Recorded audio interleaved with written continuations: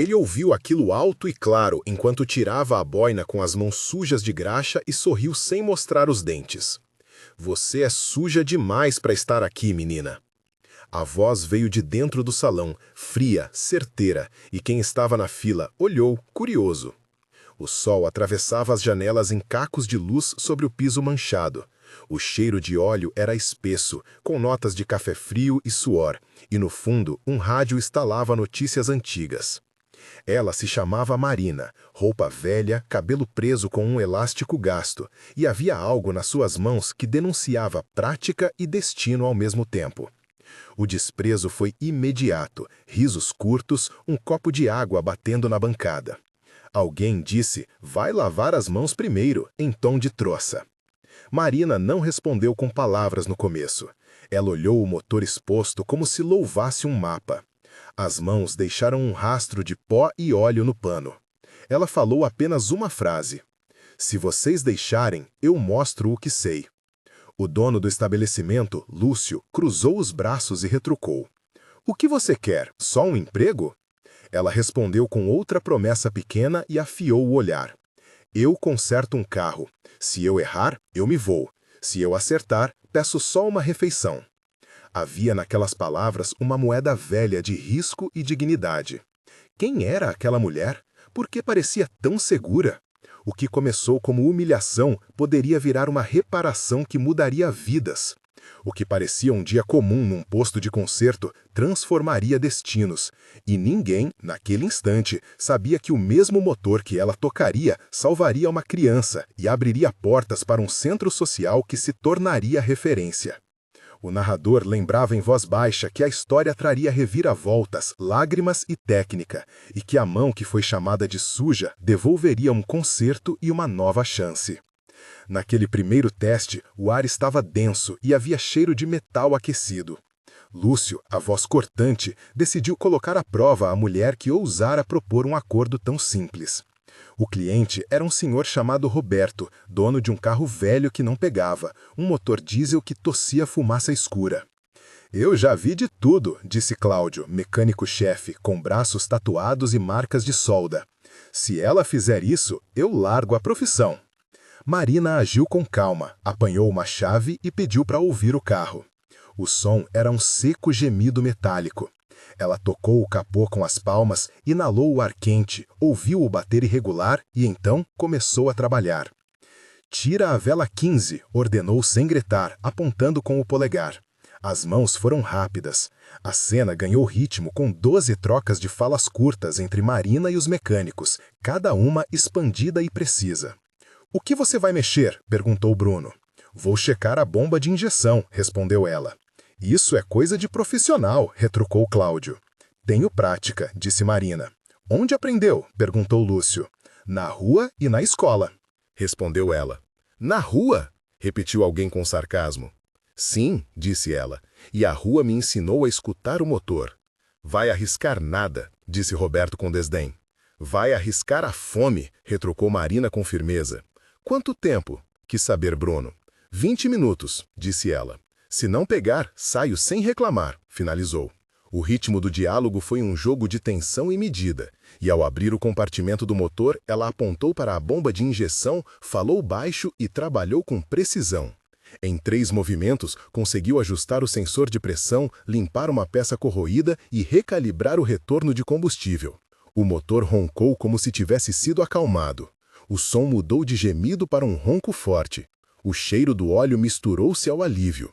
A reação foi um silêncio pesado que quebrou em aplausos tímidos. Roberto cedeu um sanduíche e um copo de suco. O pagamento simbólico foi aceito como selo de prova. Aquela pequena vitória virou uma chama de curiosidade na oficina e mudou a maré de desdém para reconhecimento cauteloso. A escalada aconteceu quando uma urgência humana bateu a porta como uma sirene. Uma mãe, Mariana, entrou correndo com a filha no colo, rosto pálido, respiração ofegante, e pediu ajuda para chegar rápido ao hospital. A filha, Ana, estava com crise asmática e o carro do marido tinha parado a poucos quarteirões dali. As emoções apertaram o ambiente. O cheiro de saliva e de lágrimas se misturou com o perfume barato do desespero. Lúcio hesitou. É apenas mais um carro, murmurou ele. Mas havia algo no olhar de Marina que não permitiu recuos. Ela olhou a menina, contou as notas que tinha no bolso e disse calmamente: "Levem o carro à rua e me deem 5 minutos." O som dos passos foi um clarim. O motor que antes fora consertado agora precisava de uma intervenção rápida, um diagnóstico eficaz e um coração resoluto. Marina entrou no carro, fechou a porta, sentiu as texturas frias do volante, pôs a mão no painel como se tocasse um instrumento. "Tem sensor de fluxo de ar entupido", disse ela após ouvir os sinos do motor. E explicou o procedimento com palavras simples. "Vou limpar a válvula, calibrar o sensor e ajustar a mistura de ar e combustível." 10 minutos. As vozes no entorno multiplicaram perguntas, cada uma com tons diferentes, enquanto Marina trabalhava com concentração total. O momento foi tenso e cheio de potência emocional. Uma decisão errada custaria muito. Ela falou com a mãe: "Respirem, eu não falho por medo." Os minutos passaram como amarrados, havia suor na nuca, e quando o motor pegou, um choroso alívio tomou conta. Ana foi levada ao pronto-socorro a tempo. A cena carregou 6 sensações: calor da cabine, cheiro de eletrólito, ruído de chave inglesa, gosto salgado das lágrimas, visão turva de gente correndo, toque firme da mão de Marina. A gratidão transformou a humilhação anterior em reconhecimento público imediato. Nesse ponto, cerca de 1/3 da história já estava firmado.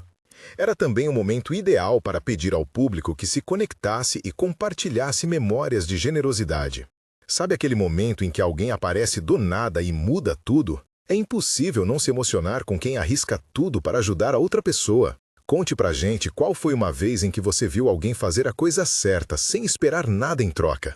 Escreva começando por "uma vez", para facilitar, assim sua história vai inspirar outras pessoas. Os comentários ajudam outras pessoas a se sentirem menos sozinhas e nos dão ideias para próximos vídeos sobre recomeços reais. Agora que você já compartilhou, vamos ver o que aconteceu quando aquele concerto virou algo maior do que todo mundo esperava. Depois do primeiro reconhecimento público pequeno e daquele pedido de comentários no vídeo interno, a proposta de recomeço apareceu como oferta que mexeu com feridas antigas. O prefeito da cidade, vendo um vídeo amador que circulou nas redes locais, entrou em contato com Lúcio para oferecer a Marina um estágio remunerado numa oficina municipal como forma de reabilitação e reinserção. A proposta veio com resistência. Marina hesitou frente à oferta. "Não sou mais criança", disse ela, lembrando da palavra vergonha que lhe fora imposta na juventude. "O que querem me dar?", perguntou em voz baixa. Lúcio interveio com firmeza. "É uma chance", disse. "Trabalho, carteira assinada e apoio psicológico." Ela contou seus receios, intimidação, medo de exposição e o peso de uma recaída antiga quando tentara integrar-se há anos e fora rejeitada. O argumento para aceitar veio de uma senhora chamada Dona Rita, que falou com ternura: "Todos merecem começar de novo." Entre tensão e compaixão, Marina decidiu aceitar por uma condição sua. Queria liberdade para ajudar quem viesse da mesma condição que ela. A proposta foi aceita com cláusulas de mentoria e um plano de pequenas metas, mas teve também oposição de alguns funcionários que viam tudo com desconfiança. A cena foi um embate de ideias entre quem acreditava em chances e quem preferia rotinas seguras. O diálogo foi longo, com 10 trocas que exploraram motivos, medos e promessas de futuro. Ao sair daquela reunião, Marina sentiu pela primeira vez que podia de fato recomeçar sem perder sua essência. O tratamento inicial foi um processo duro de adaptação. Marina passou pelos primeiros dias de oficina como quem atravessa uma prova de resistência. Havia rotinas, exames, conversas com uma psicóloga chamada Fernanda e exercícios práticos de calibrar e diagnosticar motores, sensores e sistemas de injeção. A reabilitação exigia paciência e disciplina. Ela tinha que se submeter a avaliações técnicas que mediam habilidade, velocidade e segurança. Um dos primeiros reconhecimentos públicos veio quando um vídeo amador registrou sua solução para um problema de injeção eletrônica em um ônibus escolar. O ônibus estava com falha no sensor e a solução exigiu entendimento do sistema de injeção, leitura de scanner e substituição de uma peça corroída. A explicação técnica que Marina deu ao público foi clara e acessível. Ela descreveu o processo em 300 caracteres. Primeiro, isolei a bomba e conectei o scanner para ler códigos de erro. Identifiquei falha no sensor de pressão. Desconectei a linha, limpei contatos e substituí o conector oxidado. Calibrei o sistema com o scanner e testei o retorno. O motor voltou estável. O vídeo ganhou curtidas e mensagens de gratidão. A comunidade começou a perceber que aquela mulher rotulada de suja tinha mãos capazes de soluções objetivas. Esse reconhecimento foi um bálsamo para a autoestima, mas também trouxe maior visibilidade e, com ela, novos desafios. A consolidação do ofício veio acompanhada de um clímax técnico que testou limites e prazos. Chegou um caso emblemático. Um caminhão que transportava medicamentos essenciais ficou parado na estrada e o carregamento precisava ser entregue em poucas horas a um hospital que atendia pacientes graves. O problema era uma falha sistêmica na injeção eletrônica, que exigia desmontagem parcial da bomba, limpeza ultrassônica e substituição de um sensor específico que só chegaria se desacelerassem o caminhão por dias. A solução teria que ser improvisada. Marina liderou a equipe. A cena foi tensa e descrita com precisão técnica e emocional. O procedimento técnico explicado com clareza ocupou entre 250 e 350 caracteres. Desmontamos parcialmente a bomba, removi o sensor comprometido, limpei a câmara com solvente, removi detritos do filtro e ajustei o tempo de injeção usando um scanner alternativo. Substituí o conector, selando com filme isolante e testei sob carga até a pressão estabilizar. A tensão do tempo foi imensa. O relógio marcava horas. O som era um compasso de martelo e respiração. Teve 14 trocas de diálogo entre Marina e os membros da equipe enquanto executavam a tarefa. "Segura a bomba", disse João. "Já peguei", respondeu Marina. "Vai dar certo?", perguntou Marcelo. "Tem que dar", disse ela. "E se não?", questionou um voluntário. "Eu faço dar", respondeu. "Onde está a peça?", indagou Maria. "Não tem peça, vamos improvisar", explicou Marina. "Improvisar é arriscar", disse Cláudio. "Arrisco", afirmou ela. "Tem vídeo da rota?", perguntou Fernando. "Sim, vou monitorar", disse ela. "Cuidado com o calor", alertou João. "Eu sei", afirmou Marina. "Respirem", pediu ela. "Respirem", repetiram todos. O caminhão voltou à estrada em menos de 6 horas e os medicamentos chegaram a tempo. O resultado foi técnico e humano, e a cidade percebeu que o trabalho dela havia salvo vidas. Com a repercussão daquele concerto, a imprensa local começou a procurar Marina. Houve uma exposição pública que trouxe à tona um passado que ela guardava com dor. Um repórter chamado Marcos chegou com um gravador, e as perguntas foram incisivas. Havia curiosidade sobre a infância dela, sobre como chegar à rua e o porquê de sua resistência em aceitar ajuda. Marina sentiu o assédio e também o apoio. Na coletiva, ela contou pontos do seu passado em voz baixa. O público recebeu a história com emoção. Entre os repórteres apareceu Fernanda, a psicóloga que trabalhava no centro municipal, e uma voluntária chamada Marta trouxe cartas de pessoas que haviam sido ajudadas. O volume aumentou, havia microfones como olhos.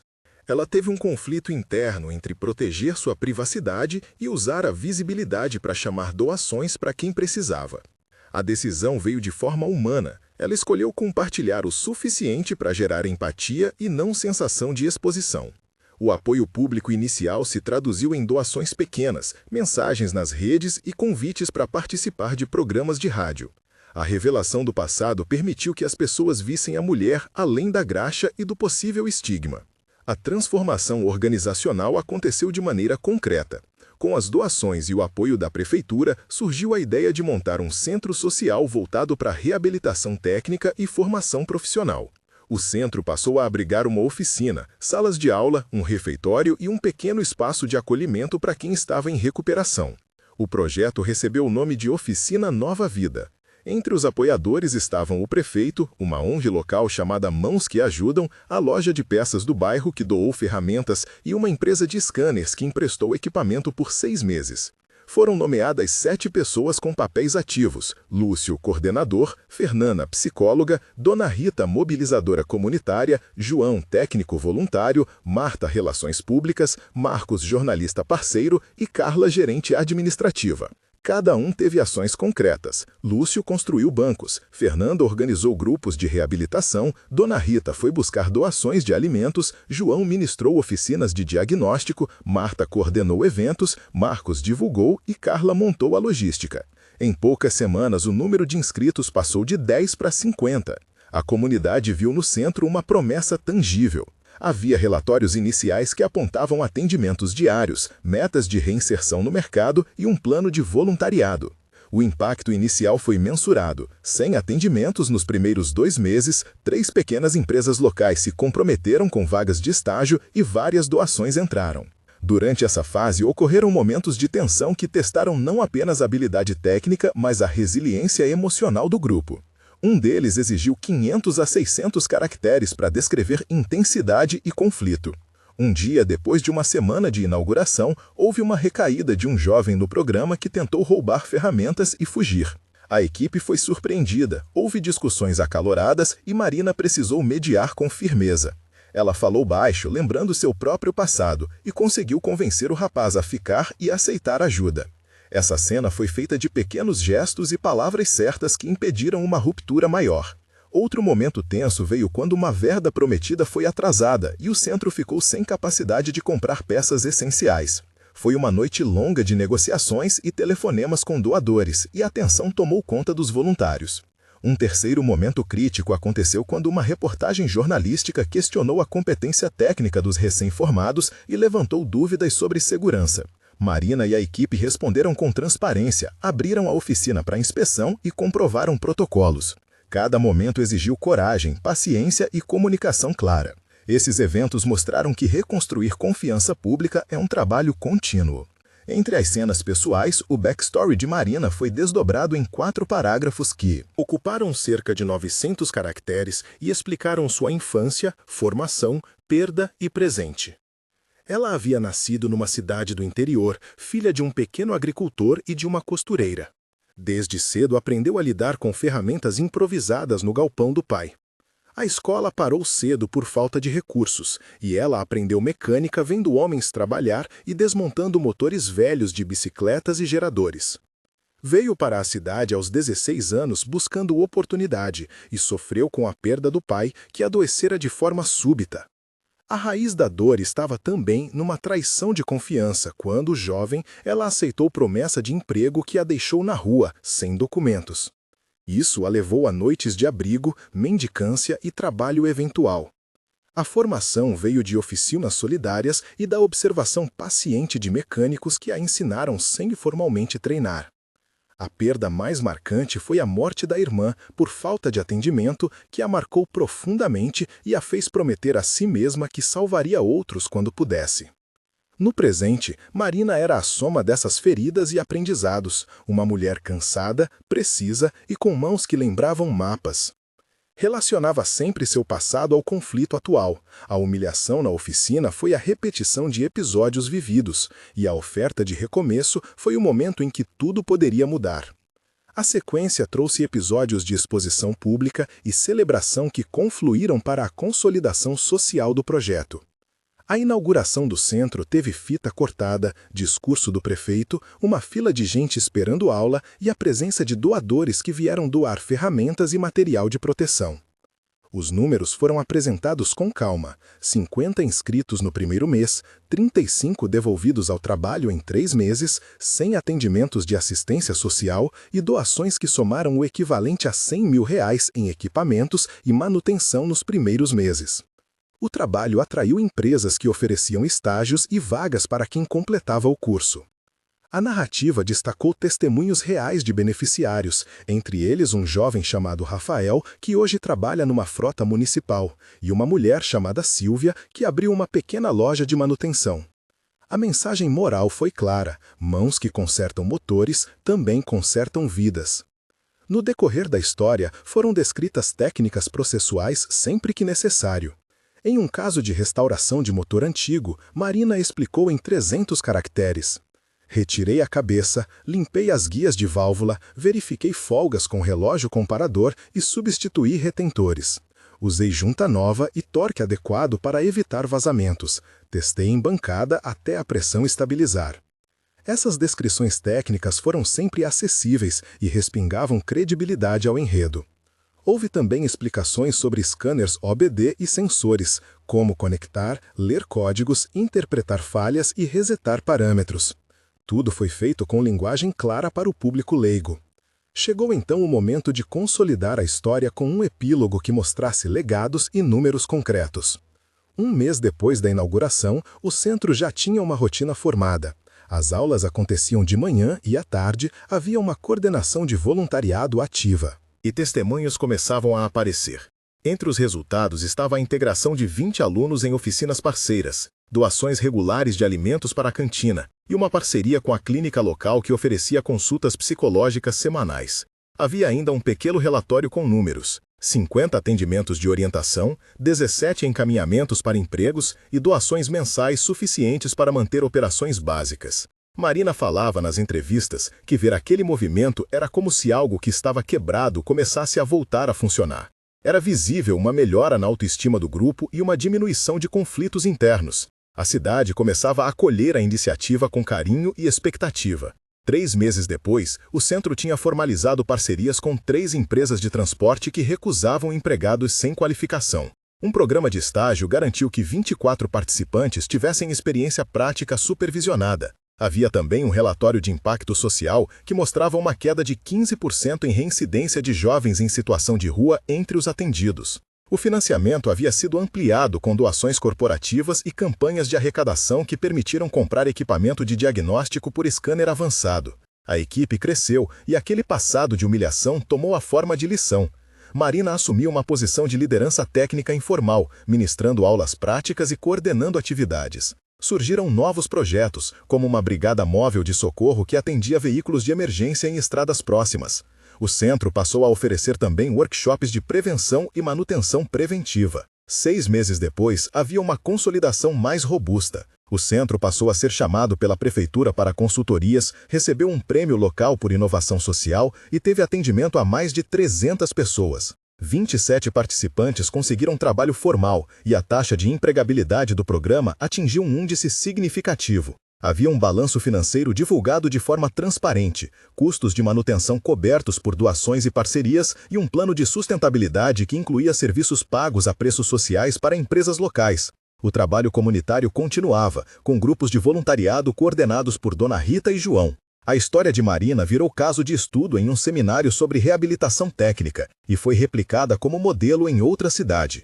Ela mesma refletia frequentemente que aquilo não era sobre glória pessoal, mas sobre criar instrumentos para que outras pessoas tivessem uma segunda chance. Em palavras dela, que se tornaram mantra do centro, a oportunidade certa em mãos certas faz motor e vida voltarem a funcionar. No fechamento, a narrativa recapitulara em tom emotivo. Aquela mulher que foi chamada de suja saiu da sua condição sem troféus materiais, mas com algo maior, uma comunidade que reaprendeu a confiar e um centro social que se tornou ponte. O resultado concreto não era apenas emotivo, números confirmavam, centenas de atendimentos e dezenas de vidas reorientadas. Marina, em silêncio e com um leve sorriso, dizia que pela primeira vez sentia que seus dias tinham propósito. A comunidade respondeu com doações, voluntariado e com histórias que se multiplicaram. O chamado final foi simples e direto. Se você pode contribuir com tempo ou doações, procure a oficina Nova Vida ou compartilhe este vídeo para que outras histórias possam ser encontradas e inspirar ações locais. Por fim, a imagem que ficou foi curta e poderosa. Mãos sujas que consertaram um motor e consertaram vidas.